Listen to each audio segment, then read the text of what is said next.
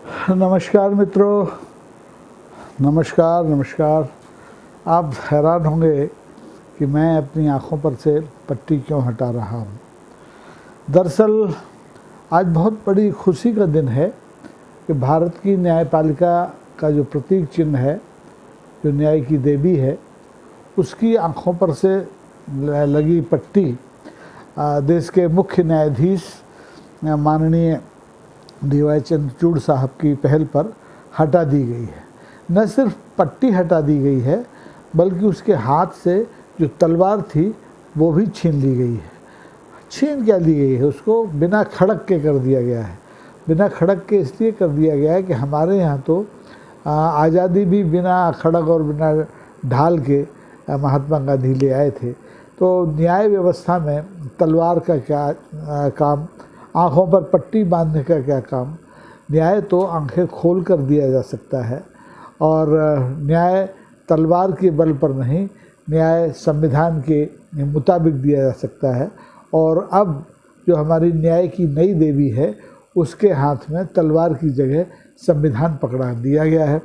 ये वही संविधान है जो कि अभी तक पिछले आम चुनाव तक खतरे में पड़ा हुआ था।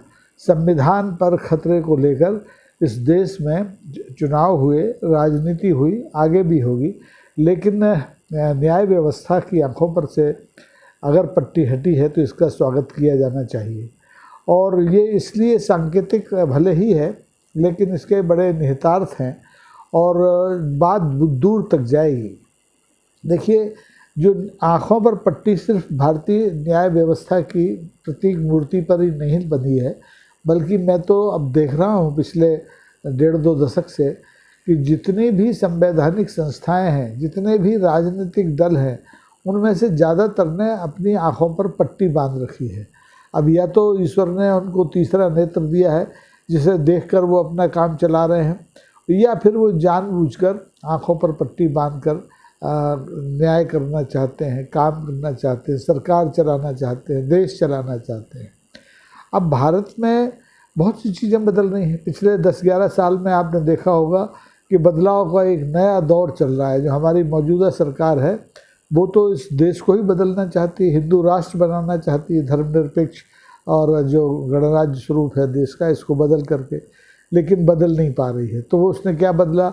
उसने शहरों के नाम बदले, उसने रेलवे स्टेशनों के नाम बदले, उसने स्टेडियमों के नाम बदले। और जब ये सब बदलाव चल रहा था तो यथा राजा तथा प्रजा, न्यायपालिका ने भी शायद सोचा कि वो पीछे क्यों रहे, इसलिए उसने न्याय की मूर्ति के जो प्रतीक थे, जो उसकी आंखों पर पट्टी बनी थी, उसको हटा दिया और उसके हाथ से तलवार छीन ली। अब उसका जो वेशभूषा है पूरी तरह से बदली हुई है। अगर आप गौर से देखें, आपको चित्र मिल जाएंगे अखबारों में, गूगल पर, तमाम सोशल साइट्स पर। नई जो हमारी न्याय की देवी है, अब वो भारतीय वस्त्रों में है। पहले की जो न्याय की मूर्ति थी वो ग्रीक वस्त्रों में होती थी। उसके जो वेशभूषा था, उसके नाक नक्श था, वो भी सब कुछ विदेशी दिखता था। तो अब विदेशी चीज़ों से तो हमारी सरकार भी चिढ़ती है, तो वो बदल देती है। तो ऐसे में न्यायपालिका पीछे क्यों रहती? न्यायपालिका ने भी अपनी प्रतीक चिन्ह को बदल दिया और हम इसका स्वागत करते हैं, और हम चाहते हैं कि हमारे सभी मित्र इसका स्वागत करें। इतिहास बड़ा पुराना है भारत में न्याय व्यवस्था का। हम तो विक्रमादित्य के ज़माने से उस न्याय के हामी रहे हैं जो एक शिला पर बैठ कर के विक्रमादित्य ने अपने बालकाल में देना शुरू कर दिया था। तो हमारे यहाँ प्रतीकों की ज़रूरत न्याय के लिए नहीं पड़ी। हमारे यहाँ तो पंच परमेश्वर वाला जो न्याय है वो सदियों से चला आ रहा है। लेकिन सदियों से भारत की जो न्याय व्यवस्था है, वो किसी की भी सरकार रही हो, उसमें एक प्रतीक बनाया गया। और ख़ास तौर पर 300 साल पहले अंग्रेज़ों में, मुग़लों के जाने के बाद, मुग़लों के ज़माने में क्या न्याय का प्रतीक था मुझे नहीं मालूम और ना मैंने जानने की कोशिश की। लेकिन अंग्रेज़ों के ज़माने में कहते हैं कि 17वीं शताब्दी में ये जो न्याय की मौजूदा प्रतिमा थी, जिसकी आँखों पर पट्टी बनी थी, जिसके हाथ में तलवार थी, इसे अंग्रेज़ लेके आए 17वीं शताब्दी में, ग्रीक से लेके आए। ग्रीक में एक जस्टिसिया नाम की देवी होती हैं, जिनसे बाद में जस्टिस शब्द बना, उनको इसका प्रतीक बना दिया गया। उनके एक हाथ में तलवार होती थी, एक हाथ में तराजू होती थी और आँखों पर पट्टी बंधी होती थी। यानी वो किसी के साथ बिना पक्षपात के न्याय करती हैं, ये प्रतीक था न्याय व्यवस्था का। तराजू में तौल के देखते हैं कानून और सबूत और तमाम चीज़ों को, तो अन्याय नहीं होता है, यानी कानून न्याय अंधा नहीं होता है, ये उसकी अवधारणा रही होगी। और तलवार इसलिए जो दंड व्यवस्था है वो भी उसके पास इतनी मजबूत दी गई थी कि अपराधी अपराध से तौबा करने या उसकी ओर प्रवृत्त न हो। तो ये अच्छी बात है, चंद्रचूड़ साहब ने एक अच्छा श्री गणेश किया है। लेकिन मुझे हैरानी सिर्फ एक बात पर है कि चंद्रचूड़ साहब ने जो ये काम किया, ऐतिहासिक काम किया है, लेकिन इतिहास बनाने में उन्होंने काफ़ी देर कर दी। अब उनके सेवानिवृत्त होने में कुल जमा 1.5 महीना बचा है। तो ये 1.5 महीने पहले उनका ये तीसरा नेत्र कैसे खुला कि ये जो न्याय की मूर्ति है इसको बदल देना चाहिए, इसके हाथ से तलवार हटा लेनी चाहिए, इसके हाथ से तराजू हो तो हो ठीक है, लेकिन तलवार की जगह इसको संविधान की प्रति थमा देनी चाहिए, इसके कपड़े बदल देना चाहिए। तो शायद मुझे लगता है कि उन पर भी, चंद्रचूड़ साहब का मैं बहुत सम्मान करता हूँ, और वो तो एक ख़ानदानी न्यायविद हैं, उनके पिताश्री भी इस देश के मुख्य न्यायाधीश रहे हैं, तो मैं उनका हृदय से सम्मान करता हूँ। लेकिन मुझे शिकायत ये है कि उन्होंने निर्णय लेने में देर कर दी, और उनके इस निर्णय पर गाहे बगाहे सरकार और सरकारी पार्टी का असर दिखाई देता है। सरकार भी सब कुछ बदलने पर आमादा है, अंग्रेज़ों के ज़माने का बदलना है, कांग्रेस के ज़माने का बदलना है, और अब वही माननीय चंद्रचूड़ साहब ने किया। उन्होंने अंग्रेज़ों के ज़माने की प्रतीक चिन्ह को बदला, देर आए दुरुस्त आए, लेकिन ये समझ उन्हें शायद तब आई जब पिछली जो हमारा गणेश उत्सव चल रहा था, उस गणेश उत्सव के दौरान देश के प्रधानमंत्री माननीय नरेंद्र दामोदर दास मोदी उनके घर गणेश वंदना करने गए। अगर ये गणेश वंदना नहीं हुई होती तो मुझे लगता है कि न्याय की देवी का जो प्रतीक है, उसके हाथ में जो तलवार थी वो छीनी नहीं जाती, उसकी आंखों से पट्टी हटाई नहीं जाती। अब मैं तो जैसे शुरू में कह चुका हूँ कि मैं इस फैसले का से बहुत खुश भी हूँ और बहुत स्वागत भी करता हूँ, क्योंकि देखिए इस समय अंधभक्ति काल चल रहा है।